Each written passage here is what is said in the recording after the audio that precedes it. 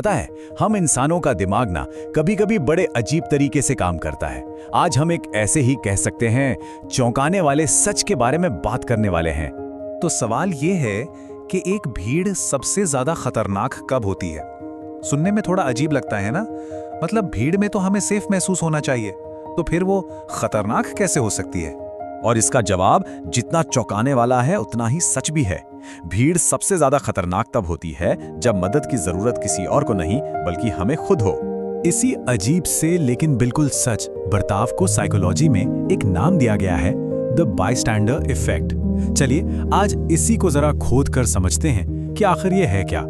तो ये बायस्टैंडर इफेक्ट है क्या? देखिए, आसान भाषा में इसका मतलब ये है कि जब कोई इंसान मुसीबत में होता है ना, तो उसके आसपास जितने ज्यादा लोग होंगे उतनी कम उम्मीद है कि कोई उसकी मदद के लिए आगे आएगा। हाँ, बिल्कुल उल्टा है ये, पर सच है। अब इस अजीब सी साइकोलॉजी पर दुनिया का ध्यान गया एक बहुत ही दुखद और कह सकते हैं बदनाम केस की वजह से। इसे जेनोवीज केस भी कहा जाता है। तो बात है साल 1964 की। जगह थी न्यूयॉर्क का क्वींस इलाका। किटी जेनोवीज नाम की एक महिला पर रात के तकरीबन 3:15 बजे हमला हुआ। सबसे डरावनी बात यह थी कि उसकी चीखें, मदद की पुकार आस पड़ोस के कई लोगों ने सुनी, लेकिन हमला तकरीबन 35 मिनट तक चलता रहा। और फिर जो बात सामने आई उसने सबको हिलाकर रख दिया। रिपोर्ट्स के मुताबिक करीब 38 लोग थे जिन्होंने इस हमले को या तो देखा था या सुना था। 38, और उनमें से किसी ने भी मदद के लिए एक फोन तक नहीं किया। जब बाद में एक गवाह से पूछा गया तो उसका जवाब कुछ ऐसा था, मैं थक गया था, मैं वापस सोने चला गया, मुझे लगा किसी और ने पुलिस को बुला लिया होगा। देखा, यही वो सोच थी जिसने सबको रोक दिया। अरे कोई और कर ही लेगा।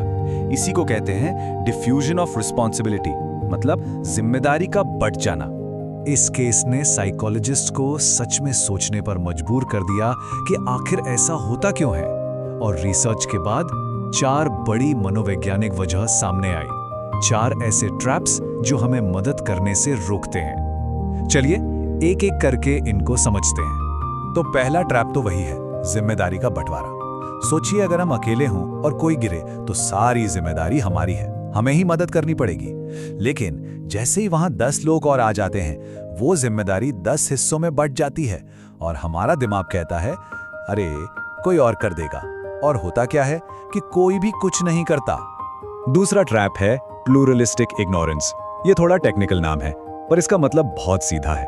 हम इंसान ना भीड़ में भेड़ की तरह बर्ताव करते हैं। हम ये देखने के लिए दूसरों की तरफ देखते हैं कि अरे करना क्या है। अब सोचिए, अगर कोई मुसीबत में है लेकिन बाकी सब लोग शांत खड़े हैं, तो हमारे दिमाग को सिग्नल जाता है कि शायद ये कोई इमरजेंसी नहीं है, और हम भी चुपचाप खड़े रह जाते हैं। फिर आता है तीसरा ट्रैप, बुरे नतीजों का डर। मतलब अगर मैंने मदद की और कुछ गड़बड़ हो गई तो कहीं मैं ही किसी कानूनी पचड़े में न पड़ जाऊं? क्या होगा अगर मैंने हालात और बिगाड़ दिए?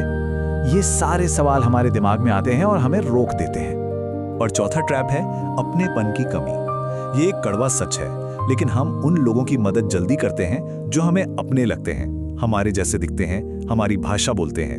जब पीड़ित कोई अजनबी होता है ना, तो वो अपनेपन वाला कनेक्शन नहीं बन पाता और मदद करने का जज्बा भी कम हो जाता है। तो इतनी सारी साइकोलॉजिकल ट्रैप्स जानने के बाद अब असली सवाल पर आते हैं। अगर हम कभी खुद ऐसी सिचुएशन में फंस जाएं तो क्या करें? अच्छी बात यह है कि इन सारे दिमागी जालों को तोड़ने का एक बहुत ही सिंपल लेकिन जबरदस्त तरीका है। जरा एक सिचुएशन इमेजिन कीजिए। एक भीड़ वाली सड़क पर किसी का बाइक से एक्सीडेंट हो जाता है। वो जमीन पर पड़ा है, आसपास भीड़ जमा हो गई है, लेकिन कोई आगे नहीं आ रहा। कुछ लोग तो फोन निकालकर वीडियो बनाने लगे। बहुत ही आम सीन है आजकल, है ना? अब ऐसी हालत में अगर वो इंसान चिल्लाए कोई मेरी मदद करो, तो कुछ नहीं होगा। क्यों? क्योंकि ये जिम्मेदारी हवा में तैर रही है, किसी एक की नहीं है। लेकिन अगर वो इंसान भीड़ में से किसी एक को पॉइंट आउट करके कहे आप जो लाल शर्ट में हैं, एम्बुलेंस को फोन लगाइए, तो गेम बदल जाएगा। अब सवाल यह है कि यह काम क्यों करता है? इसके 3 सिंपल कारण हैं। पहला, आपने एक इंसान को भीड़ से निकालकर एक इंडिविजुअल बना दिया। दूसरा, आपने कोई और कर लेगा वाली सोच को खत्म करके जिम्मेदारी सीधा उसके कंधों पर डाल दी। और तीसरा, आपने उसे एक साफ सीधा काम बता दिया। अब उसके दिमाग में कोई कंफ्यूजन नहीं है कि करना क्या है। तो देखिए, ये सब जानना सिर्फ एक साइकोलॉजिकल फैक्ट रटना नहीं है, ये एक टूल है, एक पावर है। ये जानकारी मुश्किल वक्त में हमारी या किसी और की जान बचाने के काम आ सकती है। ये हमें उस भीड़ के तिलिस्म को तोड़ने की ताकत देती है। तो बायस्टैंडर इफेक्ट एक हकीकत है। ये हमारे दिमाग का एक डिफॉल्ट सेटिंग है, लेकिन अब आप इसके नियम जानते हैं। तो अगली बार जब कोई मुसीबत में हो या अगर कभी खुद को मदद की जरूरत पड़े, तो इस खेल को कैसे खेला जाएगा, ये सवाल अब आपके लिए है। सोचिएगा जरूर।